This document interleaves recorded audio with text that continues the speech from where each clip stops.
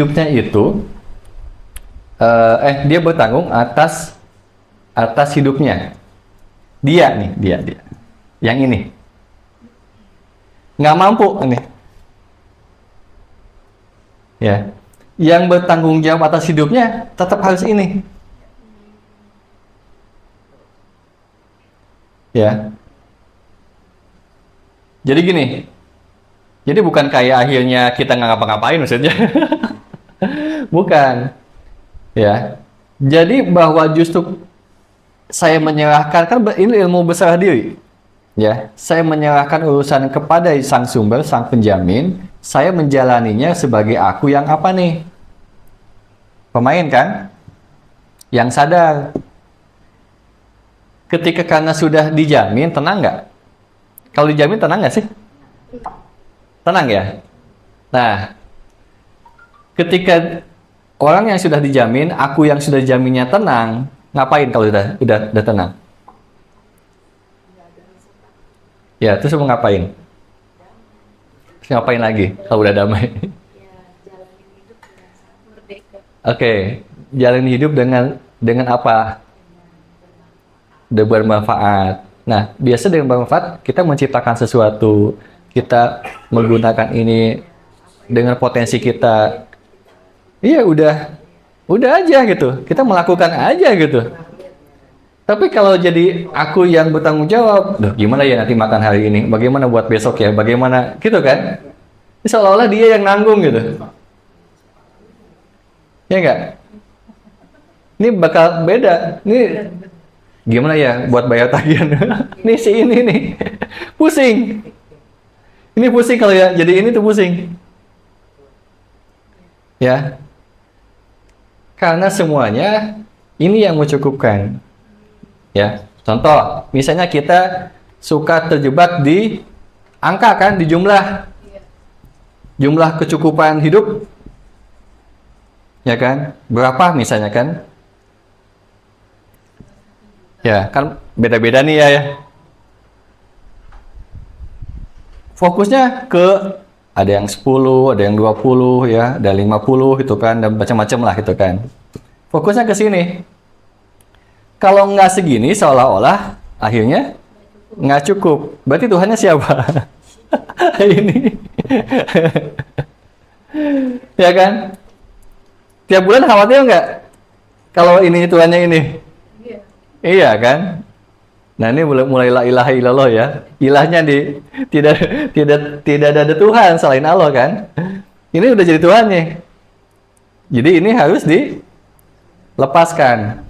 Berarti nggak tahu pokoknya kecukupan saya, semua kebutuhan, kecukupan, ya tercukupi gitu. Buat cerita ini, ya nggak tahu dari mana pokoknya. Jadi jangan terjebak di nominal, ya. Kenapa? Karena ini ada yang maha mencukupkan. Nggak tahu, pokoknya saya ngelakuin aja apa aja yang bisa saya lakukan. Jadi akhirnya dalam berjalan di muka bumi itu bukan akhirnya sebagai victim, kayak victim begini, melek, raja, oke, saya harus bekerja ya, saya harus mencari ini ya, saya harus mencari itu ya. Ya, jadi itu dengan keterpaksaan, ya enggak? Sebagai victim nih, victim dari sebuah keadaan. Nah, beda dengan sebagai aku yang ini. Dia sudah menjamin ketika melek mata, oke, apa yang bisa saya kontribusikan pada hari ini ya? Apa yang bisa saya ciptakan hari ini ya? Saya mau bertemu siapa ya? Tapi lebih asik gitu. Lebih gitu.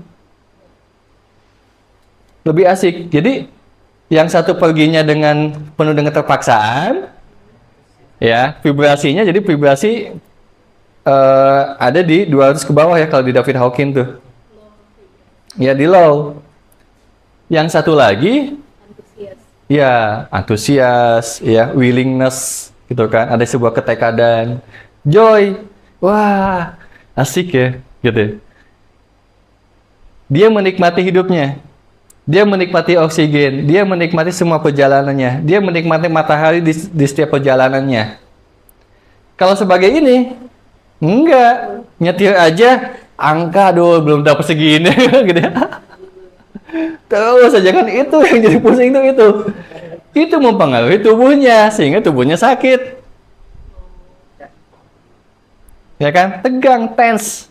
Dan yang muncul kebanyakan hormon kortisol. Ada juga ada yang namanya hormon noradrenalin. Ya, itu racun ya di dalam tubuh. Peringkatnya kedua setelah bisa ular di dalam tubuh.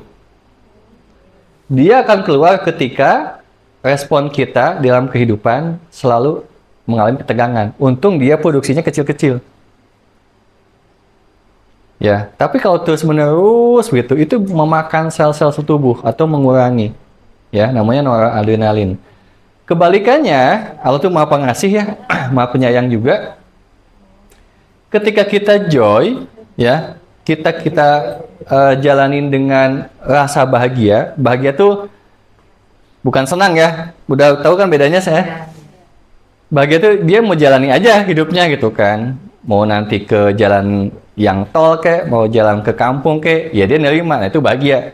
Ya. Kadang-kadang senang itu kan kalau jalan tol lagi lancar lagi. Nah, itu itu senang, itu bukan bahagia. Ya. Nah, ketika macet-macetan bisa bahagia nggak? Bisa. Nah, bisa bedain ya senang sama bahagia. Nah, ketika akhirnya dia dengan bahagia, dia joy, ya. Nah, disitulah vibrasinya meningkat, ya. Dan di situ muncul yang namanya hormon endorfin. Dari sekian hormon kebahagiaan ini yang paling saya suka dan ini yang suka saya aktifkan di penyembuhan holistik, ya, endorfin. Kan ada oksitosin, ada serotonin segala macam ya. Ada dopamin apalagi suka bikin ketergantungan, gitu. So, contoh kalau dopamin tuh kesenangan, nah itu dopamin tuh. Dan karena kesenangan, dia pengen lebih kesenangan yang lain, makanya dia edik. Kalau dopamin, kalau endorfin enggak, ya. Dan endorfin ini lebih kuat, ada kekuatannya 200 kali dari morfin. Kekuatannya. Ya, jadi kalau kita bisa mengaktifkan ini, ya, minimal lah ya, nggak 200 kalinya lah. Itu yang sakit-sakit ketika aktifin tiba-tiba jadi kayak hilang gitu. Ya, seperti ibunya Baceris ya, ketika diaktifin endorfinnya terus bisa langsung yang tadinya kesakitan gitu kan, dulunya pakai painkiller terus kan, gitu. Nah, ketika aktif sekali dan akhirnya akunya pun berubah sih gitu ya, shifting, udah jadi aku yang baru, ya, bukan lagi sebagai victim yang dulunya saya itu dulu tuh kenapa ya ibu tuh dulu tuh? Ya ceritanya saya tuh diabetes dulunya bertahun-tahun, wah terus ya ini yang dibahas. Ya. Wah, itu ada setengah jam cerita sama saya tuh gini. Oke, terus saya cuma bilang begini, ibu sekarang mau apa? Mulai sehat? Ya udah, yuk sehat aja yuk. Gitu. Deal ya, deal. Ya, sekarang ibu saya bilang yang mau yang mana? Ya, saya tawarin mau yang lebih sehat, yang jalannya tegak, yang ringan, apalagi, terus apalagi. Itu buat mengganti informasi ini. Ya. Yang akan ditancapkan ke aku yang mana nih gitu nantinya, gitu. Nah, dimainin akunya, ya, aku yang pesimis apa yang optimis, aku yang berkemudahan atau aku yang selalu menderita. Ini nih, siapa yang memainkan, yang memilihkan ini nih. Jadi ini tuh yang aku yang telanjang dan ini pakaiannya kira-kira gitulah. Mau pakai yang mana nih? Ya, kalau ke undangan lagi pakai aku yang mana? Ya, kalau ke pantai pakai aku yang mana gitu ya. Dia milih. Tapi kalau dia nggak sadar, ya, dia merasa bahwa dia tuh keren ketika pakai jas misalnya, atau pakai kebaya. Dia selalu pakai itu, nah itu kejebak tuh. Ya, dia mengklaim jadi aku itu, padahal bisa ganti-ganti. Ya, makanya meditasi sini adalah buat media transformasi. Harus ada transformasinya. Jadi cuma nggak diem doang gitu, terus ngapain? Nggak transformasi, ya nggak berubah-berubah. Paling hanya menenangkan sesaat. Ya, tapi nggak apa-apa untuk level awal-awal.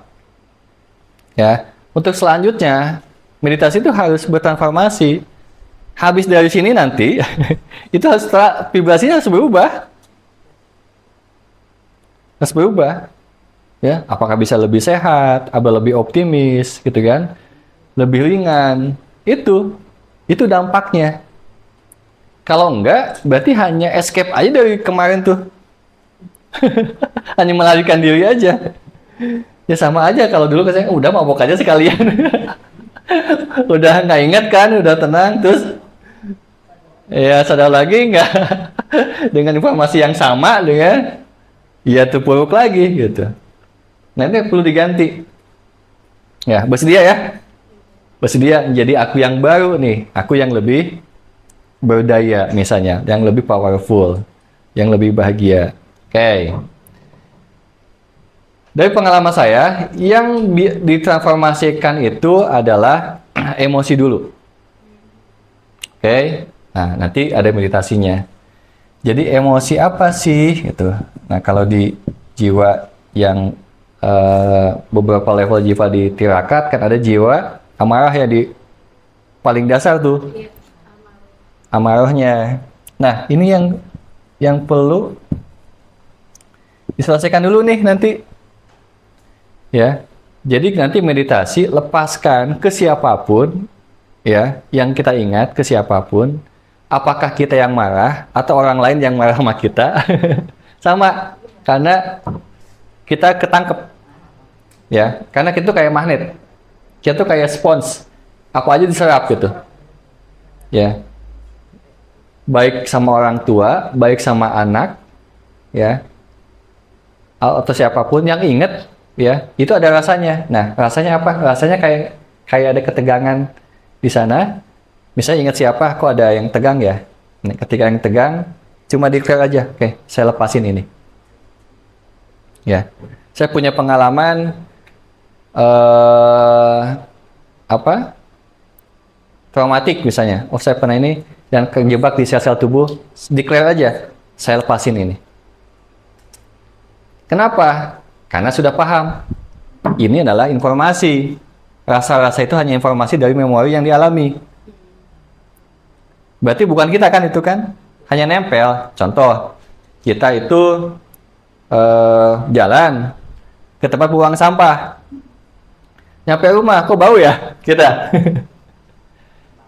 Ya. Nah, jangan menganggap bahwa, oh aku bau ya. Bukan kamu yang bau. Ya, kamu membawa atau menyerap ya dari penjara itu yang kamu serap. Bukan kamu. Tinggal ganti baju aja atau tinggal mandi aja. Nah, selama ini diklaim sebagai aku terus tuh.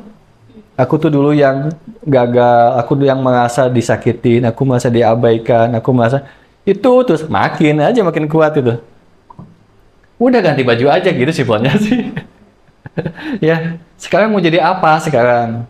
Menjadi orang yang seperti apa? Oh, yang berkemudahan. Ya udah, ganti baju itu. Yang berkemudahan, saya bersedia jadi orang yang berkemudahan. Orang yang saya bisa berkarya, saya menginspirasi, saya jadi orang yang tiap hari misalnya murah dengan senyumnya. Saya ketika melek, ya, terus lihat pasangan saling senyum, misalnya gitu ya. Enggak yang, misalnya gitu. Itu diganti tuh baju-bajunya. Ya, sama anak juga begitu. Misalnya, oh ketika bagaimana menikmati setiap harinya mau pakai baju yang mana? Ya. Dibayangkan gitu, oh, saya memilih, saya memutuskan jadi itu, ya. Misalnya saya melihat Mbak Nova nih, akunya Mbak Nova tuh selalu kalau di rumah, gitu, gitu. Yang gitu tuh, ya nggak?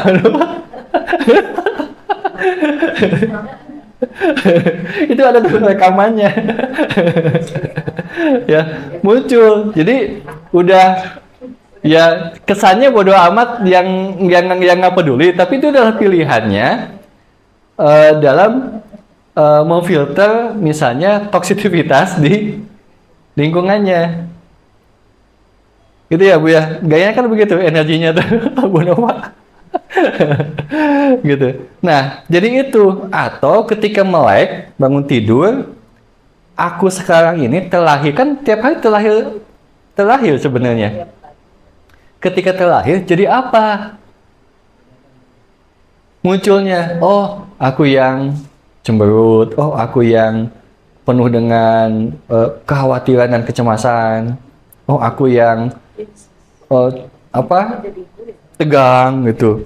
Oh, bagaimana komunikasi dengan keluarga, bagaimana komunikasi ketika saya beraktivitas, berrelasi dan segala macam.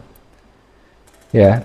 Nah, jangan aku yang kemarin, apalagi yang jadi victim, sama terus aja di programnya itu yang terus menerus yang dimainkan. Begitu.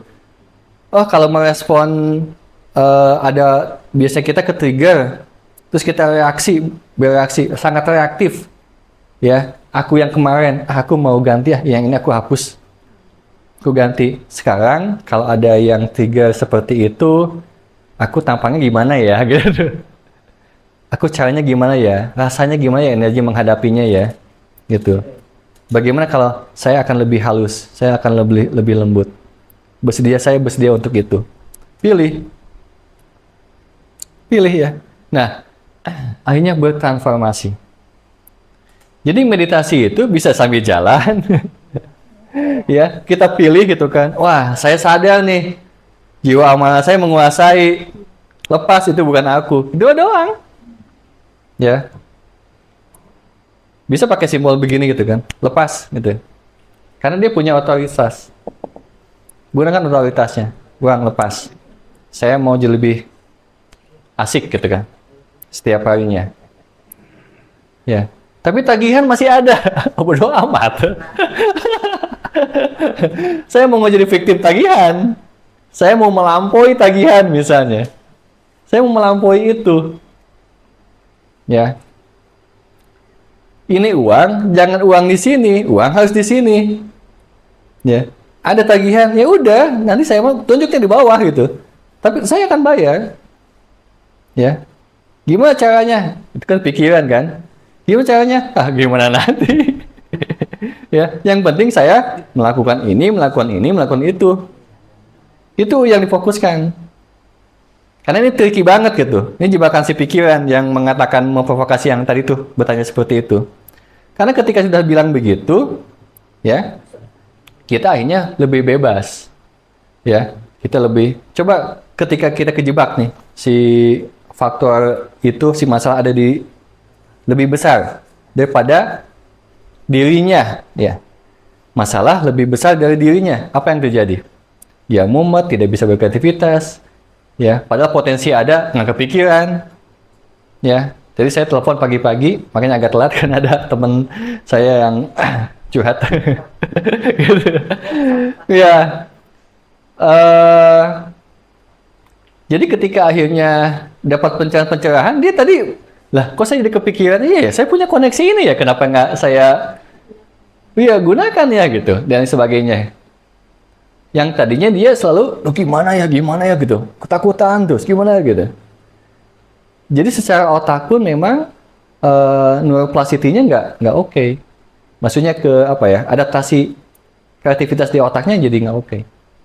Ya, karena akhirnya jadi tegang. Begitu. Nah, ketika kita membuka kemungkinan, karena kita punya ini, nah inilah yang nanti, kalau mau pakai meditasi zikir pun, ketika bilang la ilaha illallah tuh, fokusnya ke sini.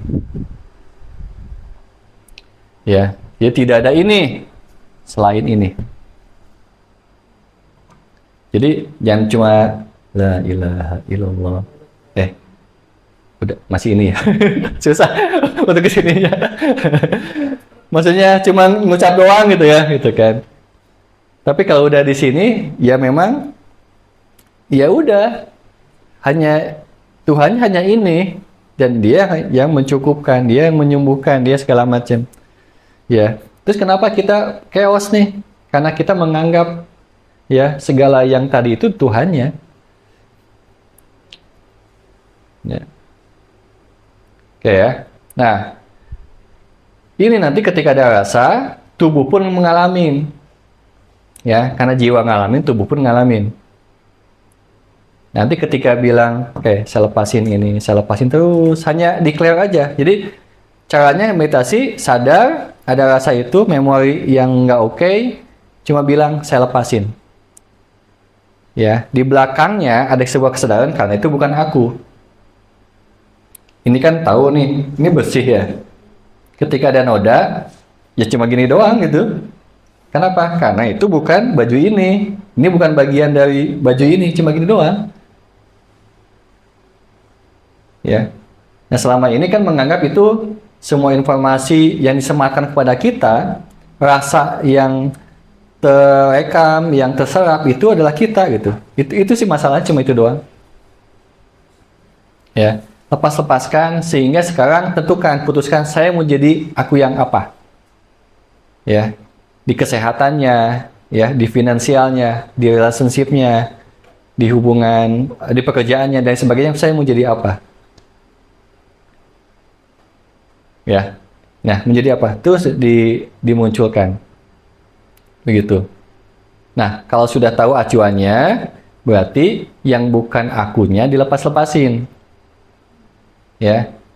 Analoginya seperti yang sempat saya sharing ke Kang Abu, bahwa kita tuh pematung. Ya, bahwa kita adalah pematung. Ya. Jadi gambarannya kenapa harusnya di GWK tuh bisa jadi GWK gitu ya. Karena si pematungnya sudah melihat ada GWK di batu itu. Sehingga dia tinggal tugasnya adalah mengurangi yang bukan GWK. Acuannya harus jelas dulu. Makanya kita sang sadar perlu tahu dulu. Mau yang mana nih? Nah, yang tidak berkontribusi, yang tidak supporting, yang tidak mengizinkan untuk menjadi itu, lepasin. Declare aja, begitu doang. Nggak perlu, caranya gimana Kang? Caranya biar ini aja yang ngurusin. Ya, kita hanya, oke, saya bersedia, ya ini lepasin. Cuma menyadari aja gitu. Oh, ini ada kotoran nih, lepasin ini. Gitu. Dan mantang jadi aku yang seperti apa. Ya. Ya, pematung bagi dirinya sendiri gitu. Oke? Ya, tapi kita fokus dulu ya di sini dulu. Sesuatu yang terjebak aku yang marah dalam hal apapun juga. Ini banyak banget soalnya. Ya. Ini tiap hari perlu bersih-bersih. Ya. Kan sempat kan nyalahin siapa, nyalahin diri, mungkin juga nyalahin Tuhan juga kan, pernah juga kan. Nah, ini lepas-lepasin. Rasanya. Energinya tuh karena kejebak di sel tubuh. Ya. Kenapa itu sangat penting? Karena begini, karena semua respon kita berasal dari memori yang ada di sistem saraf kita yang kerekam. Contoh, yang takut kucing, ketika ada kucing langsung, nah, kan kerekam. Otomatis. Ya, yang takut balon langsung gitu juga. Padahal udah nggak ada apa-apa, kucing juga nggak apa-apa. Tapi kenapa nggak respon tubuhnya? Karena ada tubuh menyimpan memori itu. Oke, berarti ini perlu dirilis dulu nih awal-awal. Nah, ini sebenarnya salah satu untuk kembali jadi diri sejati. Ya, pertama ini dulu yang lepasin. Jadi ini tiap sesi kita apa dulu yang lepasin lagi, apa yang terus gitu. Nanti saya yakin dalam beberapa pertemuan terus menerus ini pada berubah. Pada berubah. Nanti banyak yang tumben, nah gitu. Tumben lo gitu. Jadi gitu. Ya. Ya gitu ya. Oke. Ketika mau ini dulu, ya mau jadi ini harus diamati ya. Berarti kita meditasinya jadi sang pengamat dulu. Ya, jadi Nanti tuh gini, ada sang pengamat, kita levelnya di sini dulu ya. Jadi sang pengamat dulu, observer. Mengamati apa? Mengamati informasi yang ada dalam diri aku. Apa aja sih? Kenapa aku sakit? Kenapa aku sering marah-marah? Kenapa aku sering cemas? Dari mana diamati aja. Tapi jangan di apa-apain. Jangan mau di apa? Dianalisa lah. Diamati aja dulu. Jadi kayak dipetain dulu aja. Oh, nanti bakal muncul kesadaran. Maksud saya adalah kenapa jangan menganalisa? Karena jangan sampai pikiran yang menganalisa. Contoh ya, kalau saya melihat keadaan rumah ini, misalnya, saya amati aja. Ini jadi pengamat. Saya amati aja gini. Oh, ada ini, ada ini, ada ini. Amati aja gini. Nah, nanti ada sebuah kesadaran tempat yang paling nyaman di mana ya? Nanti muncul sendiri. Tanpa hasil dari analisa. Nah, analisa gimana caranya? Bedanya? Kalau analisa begini, belum apa-apa udah. Kok ini di sini sih? Kok ada ini sih? Gini. Kok ininya di sini? Nah gitu. Paham ya? Di dalam diri itu begitu. Amati aja dulu, amati. Nanti akan ada terilhami. Jadi bukan kita yang memberikan kesadaran. Ini yang ketika kita berserah diri, ini yang langsung mengilhami. Ya, tiba-tiba kayak ting ada ide kayak lagi buntu. Biasanya kan kita udah berserah diri, tiba-tiba ada wahyu kan. Tok tok tok ibu, nah si wahyu datang. Wahyu itu bukan ya? Atau si ilham ya? Nah itu dia kita nggak mikir kan? Diilhami itu. Ya, ketika kita justru surrender atau submission ya. Jadi udah ngamati aja. Nanti biar sendiri yang menyadari sesuatu. Ya. Oke, nanti ada pesan-pesan gitu ya. Pesan-pesan yang khusus buat kita. Petunjuknya itu. Tapi misalnya suka siloka. Hah? Enggak. Kalau memang siloka, bilang aja. Kalau nggak ngerti, tolong diperjelas gitu. Ya. Hah? Siloka itu simbol. Simbol apa? Kalau ngerti nggak apa-apa. Tapi kalau belum ngerti, kita bisa kok. Ya, bisa nggak? Tolong lebih lebih dipermudah lagi. Ya, dipermudah lagi. Gitu, ya. Nah, nanti baru kalau udah sering mengamati, nanti jadi sang penyaksi. Ada di Instagram tuh nanya ke saya, bedanya pengamat sama penyaksi apa? Nah, kalau saya beda, saya bilang kalau penyaksi itu mengamati ini. Ya kan? Mengamati ini semuanya. Kayak mengamati ini. Saya mengamati kursi misalnya. Saya mengamati kursi. Kalau sang penyaksi apa? Menyaksikan yang di balik kursi. Jadi saya lihat bukan cuma kursi doang gitu di sini. Kalau penyaksi itu udah menyadari ada yang di balik kursi, yang membuat kursi itu ada di situ, tetap di situ dan jadi kursi gitu. Lebih menyadari lebih dalam, itu sang penyaksi. Bisa hikmah juga. Ini sebuah kejadian, mengamati kejadian. Kalau penyaksi itu adalah bisa melihat di balik kejadian itu. Nah, itu penyaksi. Ya, lihat pohon itu kan. Oh, bagus ya. Cuma gitu doang kan. Itu pengamat. Tapi kalau penyaksi, langsung ada rasa yang sah gitu. Karena dia sadar sesuatu yang di balik pohon itu ya. Kan beda rasanya ya, lebih. Nah, itu penyaksi. Nah, bagaimana setiap hari itu kita bisa menyaksikan kemanapun kau menghadap, di situ ada aku. Ya, itu penyaksi. Jadi, nggak bisa dilihat, oh Tuhan lagi begini gitu.